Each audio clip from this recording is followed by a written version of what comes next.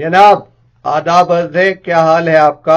गालिब की शायरी के बारे में पिछली मर्तबा जहां से सिलसिला मुनक़ता हुआ था वहीं से आगाज करते हैं। अगली गजल का पहला शेर है कि देखना किस्मत के अपने आप पे रश्क आ जाए है, मैं उसे देखूं भला कब मुझसे देखा जाए है। यानी उसको देखने का मौका मिला, ये इस कदर खुशकिस्मती है कि मुझे खुद पर रश्क आ गया, और ऐसा रश्क हुआ कि इस रश्क ने अपने तहीं मुझे उसके दीदार से महरूम रखा। तो ऐसे ही है जैसे इंतहाए बुख्ल में कंजूस आदमी दूसरों की मदद तो करता नहीं है लेकिन अपने आप को भी महरूम रखता है। गालिब के यहाँ ये मजमून बहुत खूबी से बयान हुआ है। एक और जगह वो कहते हैं कि हम रश्क को अपने भी गवारा नहीं करते, मरते हैं मगर उनकी तमन्ना नहीं करते। एक और जगह कहते हैं कि तकल्लुफ बरतरफ नज़ारगी में भी सही, लेकिन वो देखा जाए कब ये जुल्म देखा जाए है मुझसे। और ये तो आपने सुना है कि छोड़ा न रश्क ने कि तेरे घर का नाम लूं, हर एक से पूछता हूं कि जाऊं किधर को मैं। अपने पे से रश्क या खुद पे रश्क होना एक मजमून है जो इन्होंने बड़ी नफासत और नुदरत से बयान किया है। फिर आगे इस गजल में कहते हैं कि दूर चश्मे बद तेरी बज़्मे तरफ से वाह वाह, नगमा हो जाता है वहां गर नाला मेरा जाए है। यानी तूने ऐश नशात का जो ये मंजर बनाया हुआ है, महफिल आरास्ता की हुई है, खुदा उसे नज़्ज़े बद से बचाए। वहां तो कैफियत ये है कि मैं आह भी करता हूँ, नाला भी करता हूँ, तो तुझ तक पहुंचते पहुंचते वो नागमे की सूरत इख्तियार कर लेता है। एक और जगह वो कहते हैं कि हम नशी मत कह के बरहम न कर बज़ में ऐश दोस्त, वहां तो मेरे नाले को भी एतबार नगमा है। तो ये है उस बज़्म तरफ में बात पहुंचते पहुंचते ऐसे ही हो जाती है कि फिर वो पूछते हैं कि वो केक क्यों नहीं खा लेते। अगली गजल में कहते हैं कि निस्याओ नक़्द दो आलम की हकीकत मालूम, ले लिया मुझसे मेरी हिम्मत आली ने मुझे। निस्या यानी उधार, यहाँ इससे मुराद है आखिरत की जिंदगी, और नक़्द वो चीज जो मयसर है यानी दुनिया, उसकी जिंदगी, लम्हा मौजूद।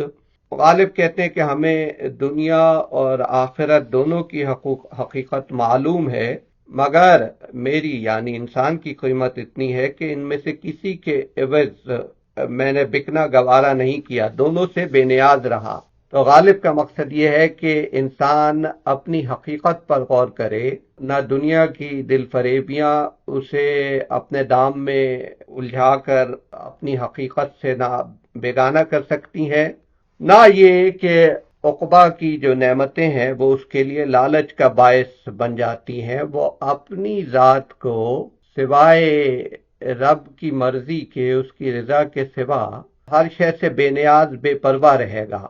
तो अपनी ज़ात का सौदा सिर्फ रज़ाए रब पे करेगा, और यही हिम्मत आली है। जैसे इकबाल ने कहा था कि इस पैकर खाकी में एक शय है सो वो तेरी, मेरे लिए मुश्किल है उस शय की निगहबानी। अगला शेर है गालिब का, कसरत आराई वहदत है परस्तारी वहम, कर दिया काफिर इन असनाम ख्याली ने मुझे। हरीम तेरा खुदी गैर की माज़अल्लाह, दोबारा जिंदा न कर कारोबार लातो मनात। ये इकबाल या जो मैंने अभी शेर पढ़ा था उसी गजल से कहते हैं, तेरे भी सनम खाने मेरे भी सनम खाने, दोनों के सनम खाकी दोनों के सनम फानी। तो गालिब ये कह रहे हैं अगर वजूद हकीकी सिर्फ एक है और जो दूसरे वजूदों को मानते हैं और वहदत में कसरत आराई के कायल हैं, वो हकीकत में वहम का शिकार हैं, वहम का शिकार भी हैं और वहम की परस्तिश भी कर रहे हैं। क्योंकि ईमान का तकाजा यह है कि वजूद एक खालिस हो और उसके सिवा तौहीद खालिस के सिवा किसी को ना माना जाए। जिन लोगों ने, जैसे इकबाल ने भी कहा جن لوگوں نے وہم کی پرستش میں جو خیالی صنم کدے بنائے ہوئے ہیں، انہوں نے مجھے ایمان سے ہٹا کر کافر بنا دیا۔ یعنی کہنے کا مقصد یہ ہے کہ توحید خالص نہ ہو تو ایمان میں کھوٹ آ جاتا ہے۔ پھر کہتے ہیں ہوس گل کا تصور میں بھی کھٹکا نہ رہا، عجب آرام دیا بے پر و بالی نے مجھے۔ اب آپ دیکھیں how Ghalib find souls in adversity, وہ کہتے ہیں کہ جب تک میرے پاس ریسورسز تھیں، بال و پر موجود تھے، تو دل میں پھولوں کی آرزو تھی۔ اب جب پرواز کے ہر سامان سے میں محروم ہو گیا تو وہ آرزو بھی ختم ہو گئی، مرجھا گئی۔ مقصد ان کا یہ کہ کوئی بھی انسان کا آبجیکٹو ہو، گول ہو، اس کے کچھ محرکات و عوامل ہوتے ہیں جن کی بدولت، جن کی بنا پر وہ اس کے لیے مستقل سعی و کوشش کا سلسلہ جاری رکھتا ہے، اور اس کی آرزو اسی وقت تک زندہ رہتی ہے جب تک اس کے لیے اس تحریک کے موجبات موجود ہوں، اور جب موٹیو، محرک کاملاً ختم ہو گیا تو پھر تحریک بھی دل سے رخصت ہو جاتی ہے اور انسان آرام کا سانس لیتا ہے۔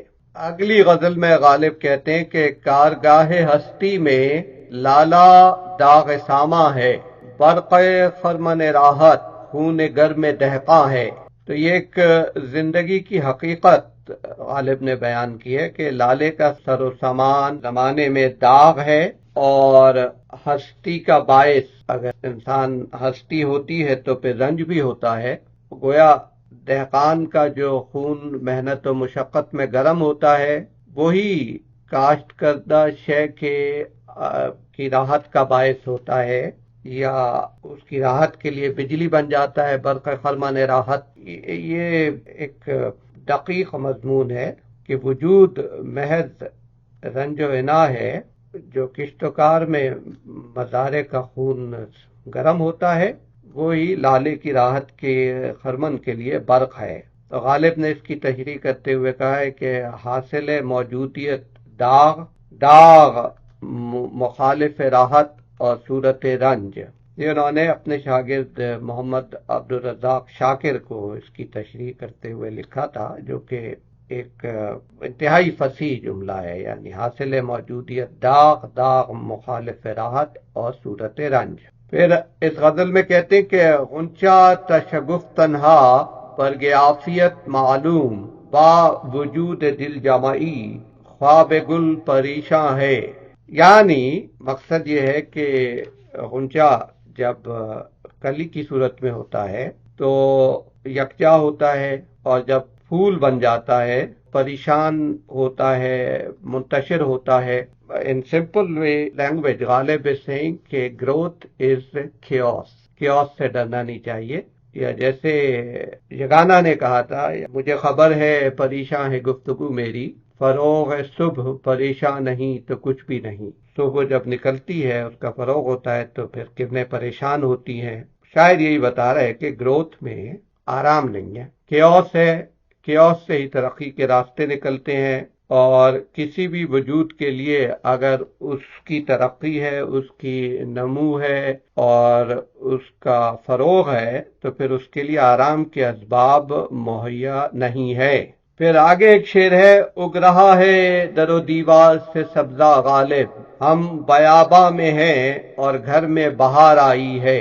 اب یہ ایک عام سا شعر ہے، لیکن حالت دیوانگی کی تصویر جو کھینچی ہے وہ بہت خوب ہے، سادہ الفاظ میں، کہ جب صحرا میں پہنچے اور گھر اس قدر ویران ہو گیا کہ وہاں پر ہر جگہ سے سبزہ اگنے لگا، تو غالب نے اسے بہار کا سما بتایا ہے، کیونکہ جس صحرا کی وہ خاک چھانتے تھے وہاں رویدگی، سبزہ سرے سے ناپید تھا، اور جہاں انہیں رویدگی نظر آئی اس کیفیت میں، جو گھر میں ویرانی کے باعث در و دیوار سے سبزہ اگ رہا ہے، لیکن کیفیت ایسی ہے کہ جہاں معمولی سا سبزہ نظر آیا، رویدگی نظر آئی، اس کی حقیقی حالت کو جانے بغیر اس سے بے پرواہ ہو کر اسے بہار قرار دے دیا۔ تو ایک تو اس کیفیت کا بیان ہے اس شعر میں، اور دوسرے یہ ہے کہ اس میں طنز ہے کہ جب گھر میں ویرانی کمال پر پہنچ گئی تو اس حالت میں صحرا گردی کی ضرورت باقی نہیں رہتی۔ پھر اگلی غزل ہے، دیکھنا تقریر کی لذت کے جو اس نے کہا، میں نے یہ جانا کہ گویا یہ بھی میرے دل میں ہے، گرچہ ہے کس کس برائی سے ولے بائیں ہمیں، ذکر میرا مجھ سے بہتر ہے کہ اس محفل میں ہے۔ اور پھر کہتے ہیں کہ بس ہجوم نا امیدی خاک میں مل جائے گی، یہ جو ایک لذت ہماری سائے بے حاصل میں ہے۔ تو غالب یہاں یہی کہہ رہے کہ اے نا امیدی کے سیلاب، اے نا امیدی کے ہجوم، ٹھہر جا، کیونکہ ہمارے وجود سے امید کا جو ناطہ جڑا ہوا ہے وہ نہ کٹ جائے، کیونکہ امید کی بنیاد پر ہم دن رات سعی و کوشش میں لگے ہوئے ہیں، اگرچہ اس سے حاصل کچھ نہیں ہوتا، لیکن پھر بھی زندہ رہنے کا، جھپٹنے پلٹنے کا، تگ و دو کرنے کا، دل لگی کا ایک بہانہ ضرور ہے۔ اب اگر نا امیدی چھا گئی، امید کا سہارا ختم ہو گیا، تو پھر محض کوشش میں ہی جو دل لگی اور دلچسپی کا جو سامان ہے وہ ختم ہو جائے گا۔ ایک زندگی کی حقیقت ہے یہ۔ پھر آگے کہتے ہیں کہ رنج راہ کیوں کھینچیے، واماندگی سے عشق ہے، اٹھ نہیں سکتا ہمارا جو قدم منزل میں ہے۔ یہ کہ ہمیں بیچارگی سے عشق ہے تو راستے پہ چلنے کی زحمت کیوں برداشت کریں، سادہ ہے۔ اس میں غور کرنے کے لیے چیز ہے آپ کے یہ کہ منزل کے ساتھ اگر میں استعمال ہو تو اس سے مراد راستہ ہوتا ہے، اور منزل پر استعمال ہو تو اس سے مراد ڈیسٹینیشن ہوتا ہے۔ پھر اگلی غزل کا پہلا شعر ہے کہ دل سے تیری نگاہ جگر تک اتر گئی، دونوں کو ایک ادا میں رضامند کر گئی۔ اسی غزل میں اگلا شعر ہے، شق ہو گیا ہے سینہ خوشا لذت فراغ، تکلیف پردہ داری زخم جگر گئی۔ مطلب یہ کہ پہلے جگر کے سینے کے زخم کو پوشیدہ رکھنے کے لیے جتن کرنے پڑتے تھے، اب یہ ہوا کہ میرا سینہ ہی پھٹ گیا، اس کا بند کھل گیا تو سب کچھ نمایاں ہو گیا۔ اب جو زخم تھا اس میں اسے چھپانے کے لیے کوئی زحمت کی ضرورت نہیں رہی، اور بے فکری کی لذت مجھے میسر آ گئی۔ مقصد یہ ہے اس کا، زندگی پہ اگر منطبق کریں آپ، کہ چھوٹی مصیبت میں ضبط و تحمل کا اہتمام کرنا پڑتا ہے، اور جب اس سے بڑی مصیبت پیش آ جائے تو چھوٹی مصیبت یاد بھی نہیں رہتی، اور ضبط و تحمل کا بھی بالکل بے سود ہو جاتا ہے۔ تو یہ غالب نے بیان کیا ہے کہ اب پردہ داری کی گنجائش نہیں ہے۔ غالب کہتے ہیں کہ وہ بادئ شبانہ کی سرمستیاں کہاں، اٹھیے بسب کے لذت خواب سحر گئی۔ بادئ شبانہ رات کے وقت شراب پینا، یعنی عیش و نشاط کی جو محفلیں ہوتی ہیں رات میں، اور رند جو ہے وہ رات بھر محفلیں جما کر شراب پیتے ہیں، صبح کو سوتے ہیں اور پھر نیند کے مزے لیتے ہیں۔ تو اس کی تشریح اکثر لوگوں نے کی ہے کہ غالب نے کہا کہ شراب پینے کی اب وہ بادئ شبانہ کی بدمستیاں نہیں رہیں، تو پھر صبح کو خواب دیکھنے یا سونے کی لذت بھی رخصت ہو گئی، کیونکہ جب وہ تو لیکن یعنی وہ لذت جو تھی وہ رات بھر شراب پی کے بدمست ہونے کے بعد ہی میسر ہوتی تھی، لیکن یہ غالب کا مقصد اس میں نہیں ہے۔ غالب نہ کوئی نواب تھے، نہ بگڑے ہوئے رئیس تھے، کبھی ادھار کے پیسوں سے چھوٹی بہتی شراب پی لی، ایسی سرمستیوں میں not that he didn't want to، لیکن he didn't have the means، اور اس طرح کا ماحول بھی نہیں تھا۔ مقصد غالب کا یہ ہے کہ شباب کی منزل گزر گئی، بڑھاپا آ گیا، تو اب ہوش کرنا چاہیے۔ یوں ہی کبھی پروین شاکر نے بھی کہا تھا، سندر کومل سپنوں کی بارات گزر گئی جانا، دھوپ آنکھوں تک آ پہنچی ہے، رات گزر گئی جانا۔ اڑتی پھرے ہے خاک میری کوہ یار میں، بارے ابے ہوا سے بالوں پر گئی۔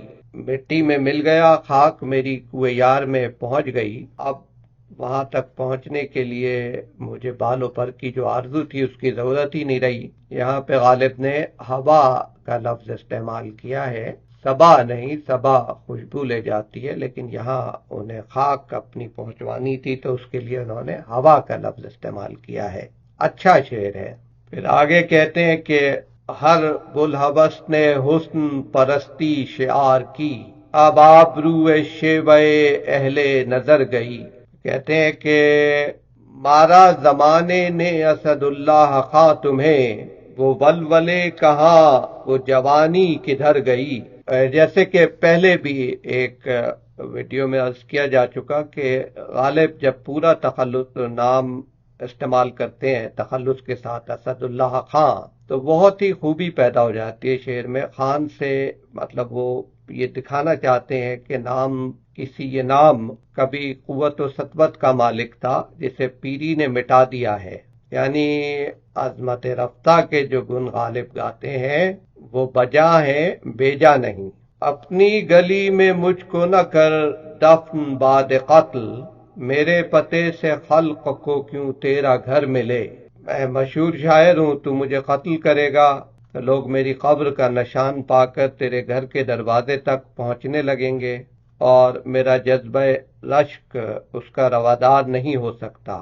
اور ایک اور پہلو یہ بھی ہے کہ اگر تو مجھے قتل کرے گا اور لوگ پھر قاتل کو تلاش کریں گے تو میری قبر کی وجہ سے انہیں تیرا نشان مل جائے گا اور تو پکڑا جائے گا۔ اگلا شعر ہے کہ ساقی گری کی شرم کرو آج، ورنہ ہم ہر شب پیا ہی کرتے ہیں میں جس قدر ملے۔ پھر کہتے ہیں کہ تجھ سے تو کچھ کلام نہیں، لیکن اے ندیم میرا سلام کہیو اگر نام ابر ملے۔ پھر کہتے ہیں کہ تم کو بھی ہم دکھائیں کہ مجنوں نے کیا کیا، فرصت کچا کچے غم پنہا سے گر ملے۔ اس میں یہ کہ ہمارا ظرف ایسا نہیں ہے کہ ہم مجنوں کی طرح کپڑے پھاڑ کر صحرا میں نکل جائیں اور اپنے محبوب کو رسوا کر دیں۔ ہم اپنے غم کو، اپنے عشق کو پنہا رکھنے پہ قادر ہیں اور اپنے محبوب کی رسوائی نہیں چاہتے، ورنہ ہمارے لیے بہت سہل ہے کہ ہم تمہیں دکھائیں کہ مجنوں نے کیا کیا تھا، لیکن ہماری مصلحت ہے۔ پھر کہتے ہیں کہ لازم نہیں کہ خضر کی ہم پیروی کریں، جانا کہ ایک بزرگ ہمیں ہم سفر ملے۔ مطلب یہ کہ سلوک میں ہمارا مرتبہ خضر سے کچھ کم نہیں کہ انہیں رہنما مان لینا ہمارے لیے لازم ہو۔ جس حد تک ان کی رہنمائی کی ضرورت تھی وہ ہم نے حاصل کی، اب ہم خود اپنے رہنما ہیں۔ بٹ اس شعر کے کئی مطالب نکلتے ہیں۔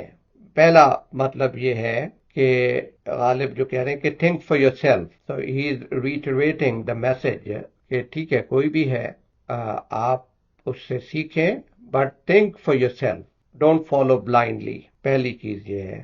دوسری چیز یہ کہ ایک بڑا سادہ سا سوال ہے، how do we decide whom to follow، یعنی ہمیں کیسے پتہ لگے کہ کس کی پیروی کرنی چاہیے۔ تو اس سوچ کی طرف بھی غالب دعوت دے رہے ہیں۔ کے لیے وہ حضرت خضر کی مثال دیتے ہیں کہ اگر خضر بھی ہوں، بنا سوچے سمجھے اندھی تقلید ان کی بھی نہیں کرنی چاہیے۔ تو غالب عزت فرد کے انڈیویجول میں غالب کو بہت فیتھ ہے، کئی دفعہ آپ سے گفتگو ہوئی۔ He wants every individual to use their mind, اس کو سوچنا۔ تو غالب یہ نہیں کہہ رہے کہ مشورے کی ضرورت نہیں ہے، رہنمائی کی ضرورت نہیں ہے، لیکن وہ یہ کہہ رہے ہیں کہ خود بھی سوچنا چاہیے، خود بھی فکر کرنی چاہیے۔ شیکسپیئر نے کہا تھا نا کہ take each man censure but reserve thy judgment۔ آپ کو فیلو ٹریولرز ملتے ہیں سوچ میں، اچھا وہ مفکرین بھی ہوتے ہیں، آپ کے دوست بھی ہوتے ہیں۔ کسی زمانے میں 20 سے 25-30 سال کی عمر تک ہمارے فیلو ٹریولرز یا تھاٹ انسپائررز اور تھے، پھر اس کے بعد تبدیل ہوتے گئے۔ تو وہ اسی لیے ممکن ہے کہ آپ کی سوچ آگے بڑھتی رہتی ہے اور جو آپ کا رہنما تھا وہ ہم سفر ہو جاتا ہے۔ سمجھ آئی؟ یہ زندگی کے ہر پہلو پہ منطبق ہے، یعنی آپ ایک ملک ہیں، IMF کے پاس جا رہے ہیں، ضرور ہے کبھی ضرورت پڑتی ہے، لیکن کچھ عرصے کے بعد وہ ماضی کا حصہ ہو جانا چاہیے کہ آپ کے سفر میں وہ ایک ہم سفر تھا جس کی آپ نے مدد حاصل کی، نہ یہ کہ آپ اس پہ ڈیپینڈنٹ ہو جائیں۔ اس طرح اگر آپ مارکسسٹ ہیں یا کوئی اور آئیڈیالوجی ہے، marks is a fellow traveler, very valuable one on the road to social justice, but not a guide in everything۔ اسی طرح سے ہر چیز میں غالب کا یہ مشورہ آپ اپلائی کر سکتے ہیں. سمپل ہے کہ پہلے تھنک فار یور سیلف، اور اس کے بعد اگر کسی کی مدد حاصل کی جائے تو یہ دیکھیں کہ وہ رہنمائی کے قابل ہو. اگر رہنمائی کے قابل ہو تو پھر زندگی کا تقاضا یہ ہے کہ آپ کو اس رہنمائی کو آؤٹ گرو کرنا ہوتا ہے at some point in time. That's what Ghalib is saying. آخری شعر سادہ سا مگر خوبصورت شعر ہے. اے ساکنان کوچ اے دلدار، دیکھنا تم کو کہیں جو غالب آشفتہ سر ملے. کیا بات ہے. اگلی غزل ایک بہت سادہ سی غزل ہے کہ کوئی دن گر زندگانی اور ہے، اپنے جی میں ہم نے ٹھانی اور ہے. دے کے خط منہ دیکھتا ہے نامبر، کچھ تو پیغام زبانی اور ہے. ہو چکی غالب بلائیں سب تمام، ایک مرگ ناگہانی اور ہے. تو جناب اس مقام پہ ہم آج آپ کی اجازت سے اپنی گفتگو کو تمام کرتے ہیں. یہ امید رکھتے ہیں کہ آپ غالب کے اشعار میں خاص طور پہ آج جو گفتگو ہوئی ان کو دوبارہ سے پڑھیں گے اور ان کا لطف حاصل کریں گے، اور کچھ اپنی طرف سے بھی اس پہ سوچ بچار کریں گے، اور اگلی مرتبہ آپ سے پھر ملاقات ہوگی غالب کی معیت میں.